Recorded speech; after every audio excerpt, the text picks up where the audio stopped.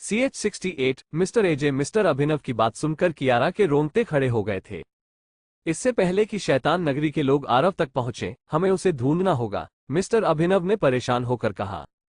Sir, मुझे माफ कर दीजिए, मुझे नहीं पता था कि संजीवनी झील का पानी इतना जरूरी था, कियारा ने माफी मांगते हुए कहा।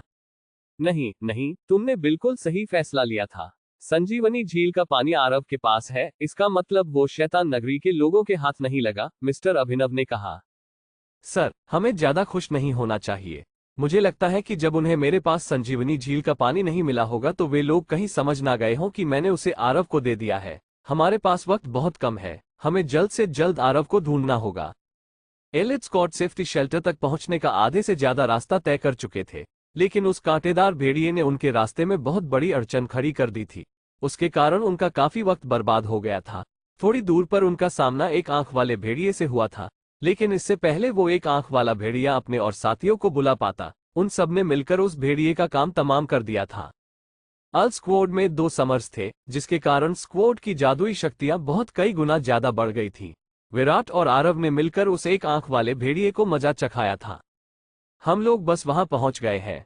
क्या तुम सब लोग सेफ्टी शेल्टर की दीवारों को देख पा रहे हो? वो बिल्कुल हमारे शहर के दीवारों जितनी ऊंची है, लकी, जो एक बिजली के खंभे के ऊपर चढ़ा हुआ था, उसने कहा। स्कूल से 3 किलोमीटर का रास्ता उन सब के लिए बेहद मुश्किल था, लेकिन उन्होंने मिलकर ये रास्ता लगभग तय कर लिया था और वो लोग सेफ्टी शेल्टर्स के बहुत करीब पहुंच गए थे। सब लोग सतर्क रहेंगे, अब भी हमें लगभग आधे किलोमीटर का रास्ता और तय करना है, आरव ने सबको याद दिलाते हुए कहा। एलिट स्कॉट धीरे धीरे आगे बढ़ता जा रहा था। अब उनके सामने एक नदी थी जिसमें से खून और लाशों की बदबू आ रही थी। उस नदी के ऊपर एक पुल था जिसे पार करके वो अपनी मंजिल के और करीब पहुंच सकते थे। उस नदी में 2 आदमखोर चूहे थे, लेकिन वो ज्यादा देर नहीं रुके और तैरकर वहां से दूर जाने लगे। पुल को देखकर ऐसा लग रहा था जैसे वहां किसी मैजिशियन और मैजिकल बीस्ट के बीच में भयानक लड़ाई हुई थी, जिसकी वजह से वहां इतनी तोड़फोड़ हो गई थी। उन 9 लोगों ने पुल पार करना शुरू किया था कि तभी उन्हें एक मैजिकल बीस्ट नजर आया। ये एक आंख वाला भेड़िया नहीं था, बल्कि बिल्कुल उस तरह था जिसका सामना उन्होंने अपने प्रैक्टिकल के दौरान किया था, बस ये उससे साइज में थोड़ा छोटा था। एलिट स्कॉट के लोग इस अचानक आए मैजिकल बीस्ट को देखकर डर गए थे, लेकिन जब उन्होंने देखा कि उसकी पीठ पर वही समरना बैठे हैं, यानी कि मिस्टर एजे बैठे हुए हैं, तो उनकी खुशी का ठिकाना नहीं रहा। अरे, ये तो मिस्टर एजे है ना? विक्रम खुशी से चिल्लाया। हमारी किस्मत काफी अच्छी है, हमें यहाँ मिस्टर एजे मिल गए, प्रोफेसर मिश्रा ने कहा। उन्हें देखकर ऐसा लग रहा था जैसे उनके कंधों से बहुत बड़ा बोझ उतर गया हो। आरव भी देखते ही समझ गया कि ये वही मिस्टर एजे हैं जो मैजिकल बीस्ट को ट्रेन करते थे। आपको याद होगा कि आरव ने प्रैक्टिकल के दौरान इनके ही स्विफ्ट स्टार वोल्फ को मारा था। उनके पहले बीस्ट के मरने के बाद उन्होंने अपनी दूसरी समनिंग की थी, जिससे उन्हें ये बीस्ट मिला। ये भी एक स्विफ्ट स्टार वोल्फ ही था। इसकी आंखें नीली और फर काला था। जब किसी का उसकी समन्ड बीस्ट की दुनिया में या इस दुनिया में मर जाता है तो उसका इम्प्रिंट उस पर से हट जाता है, जिसके बाद समरन को एक बार फिर समन्ड बीस्ट की दुनिया में जाकर अपना इम्प्रिंट किसी और बीस्ट पर लगाना होता है। प्राइमरी रैंक पर समरन के पास सिर्फ एक इम्प्रिंट ही होता है, लेकिन इंटरमीडिएट रैंक पर जाने पर उसे एक और इम्प्रिंट मिलता है। इसका मतलब वो समरन एक और बीस्ट को अपने साथ रख सकता है। अरे, आप लोग यहाँ बाहर कैसे रह गए? सारे स्कूल के बच्चे सेफ्टी शेल्टर तक पहुंच गए होंगे, मिस्टर एजे ने अपने स्विफ्ट स्टार वोल्फ से उतरते हुए पूछा। इस स्विफ्ट स्टार वोल्फ की जादुई शक्तियां उस स्विफ्ट स्टार वोल्फ से थोड़ी कम थीं जिसे आरव ने प्रैक्टिकल्स में मारा था।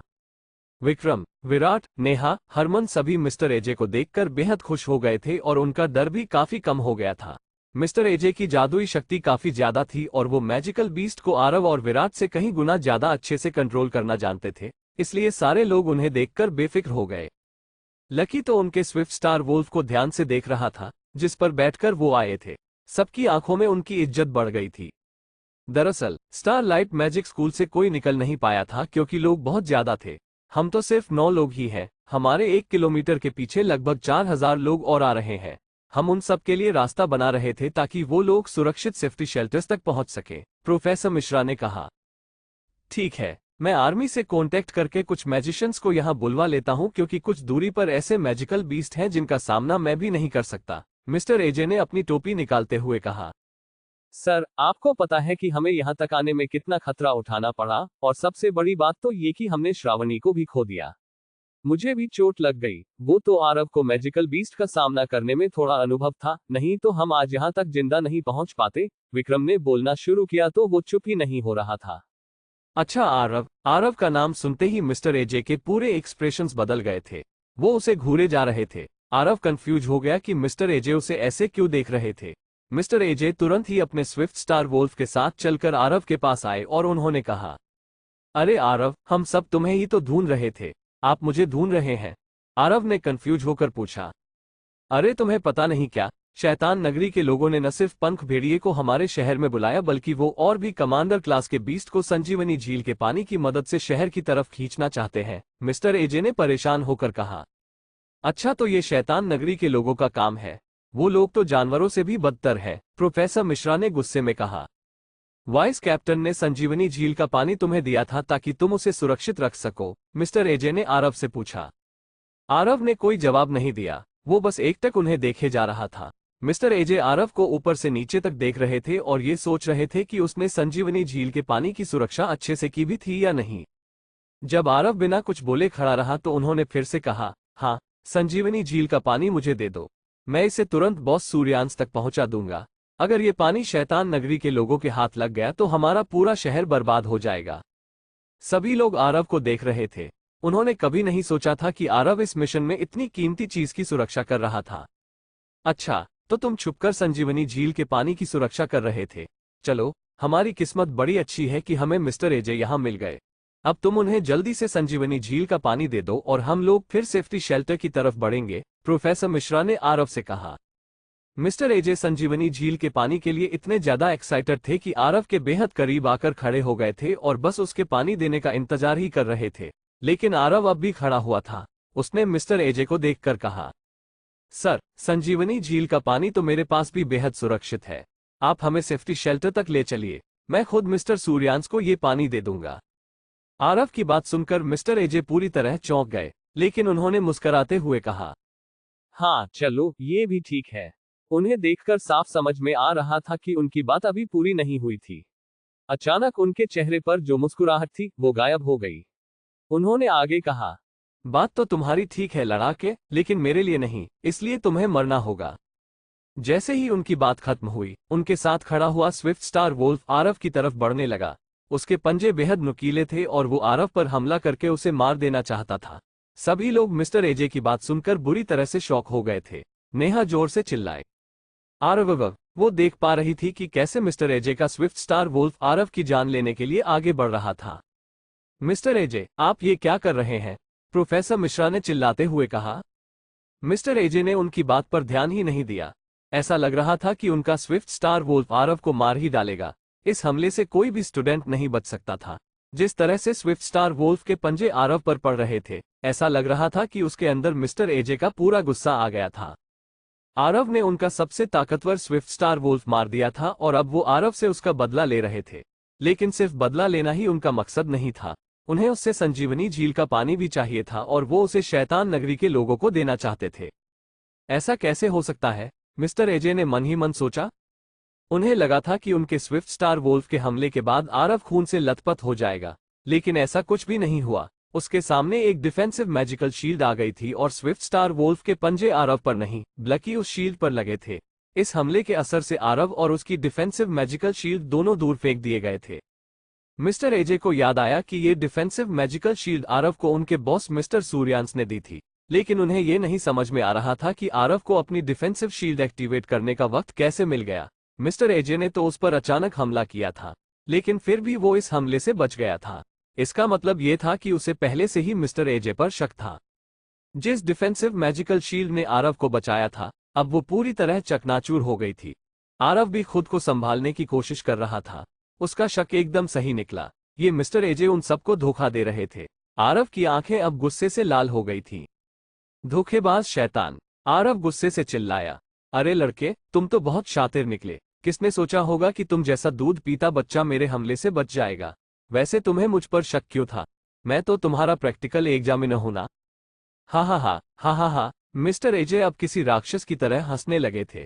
उन्हें देखकर ऐसा लगता था कि वो एक पागल इंसान है जो अपने फायदे के लिए कुछ भी कर सकता है। आरव के पास अभी एलीट स्क्वाड के बाकी लोगों को मिस्टर एजे की गद्दारी समझाने का वक्त नहीं था, इसलिए उसने अपने साथियों से कहा, सभी लोग सावधान हो जाए, मुझे नहीं लगता कि ये यहाँ अकेला आया है। आरव की बात सुनकर मिस्टर एजे की आंखें चमक उठी, उनकी आंखों में शैतानी ताकत नजर आ रही थी। तभी पुल के दूसरी तरफ से दो परछाइयां निकल कर आने लगी, उनके हाथ किसी बड़ी सी ब्लेड की तरह थे और वो दोनों लगातार लकी और किरण की तरफ बढ़ रहे थे।